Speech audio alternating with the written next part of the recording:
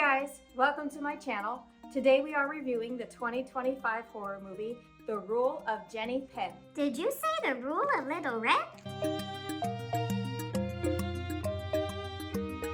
The Rule of Jenny Penn was released on March 7th, 2025. It stars Geoffrey Rush and John Lithgow. Geoffrey Rush, of course, played Captain Barbossa in the Pirates of the Caribbean films. And John Lithgow is known for a couple things. He voiced Lord Farquaad in the first Shrek movie. Some of you may die. And he played the villain in Pitch Perfect 3.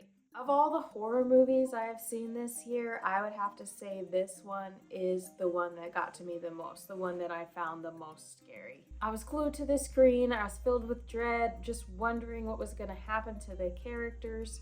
I feel the other movies I have reviewed so far have been horror, but they've also had a lot of comedy mixed in with them. Some of them are straight up horror comedies.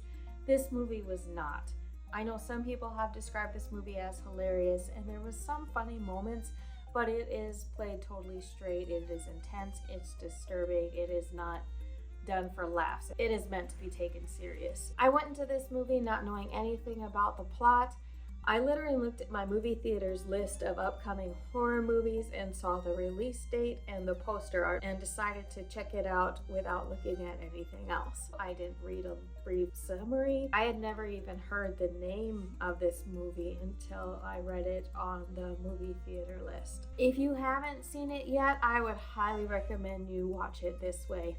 Look at the poster art, get an idea in your head of what you think the movie is going to be, and go watch it, and I think you will be in for a wild ride. That being said, I will give a brief summary now so I can give a little more details of my thoughts about the movie, but I will keep it as spoiler-free as possible as usual. Geoffrey Rush plays an aging judge who, in the middle of a trial, suffers a stroke. And in order to recover from the stroke, he goes to live in a nursing home, hopefully temporarily. While at the nursing home, he meets another resident, David, who is played by John Lithgow. And David's favorite pastime is bullying the other residents. Bullying is putting it very mildly. There aren't many horror movies set in nursing homes, but this setting is extremely effective. When we think of the most vulnerable population for a horror movie, we often think of children or animals, but the elderly are almost even more vulnerable than those groups. They are often limited by mobility, they're limited by their senses, whether hearing impaired, visually impaired. They often have trouble communicating, have trouble remembering, have some cognitive deficits from age-related diseases. And in a nursing home setting, you have a large number of these people with all of these different ailments living in very close quarters. As someone who has worked in a nursing home quite a bit, I felt like this movie did a good job of portraying what life in a nursing home would be like. It portrays the staff as caring, but also super busy. A lot of times they are understaffed, so they are stretched thin. They can't be everywhere at once, and oftentimes they are reacting to situations instead of preventing situations. They may not see the big picture of what happened because they are reacting to what they saw when the situation escalated, not necessarily what was the cause of the situation in the first place.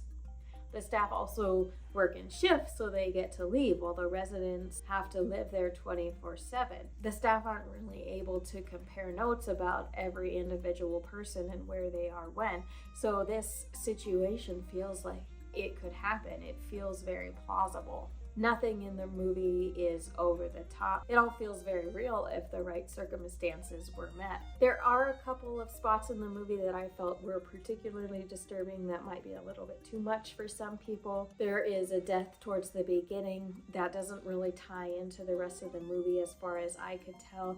It seems to just be there for shock value and to say, oh, look how horrendous this situation would be. There is also a scene between John Lithgow and an elderly woman that could be triggering for people who are bothered by scenes of a certain type of violence that is often enacted against women. These scenes, while I don't like them, they don't usually get to me too bad, but this scene I was almost watching between my fingers because it was just so disturbing. It was so uncomfortable and you just didn't didn't know how far the movie was going to take it. Also, one thing that I feel I should spoil because I like to know, there is a cat in this movie and he does survive until the end. And there was much rejoicing. The best part about this movie is definitely the actors. Every single actor does a phenomenal job, and John Lithgow's performance is amazing. That man is spry for 79.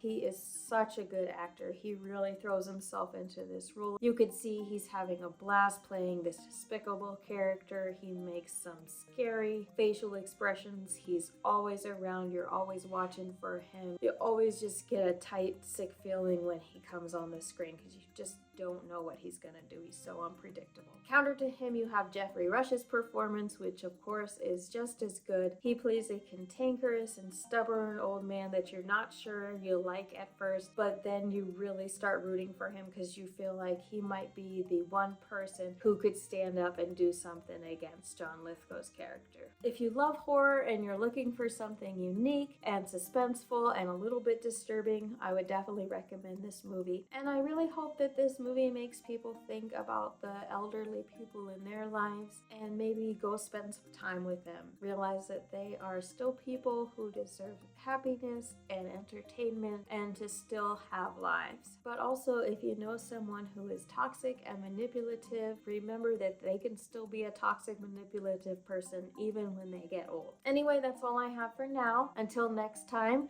take care of yourself and drink water. Bye-bye. Subscribe!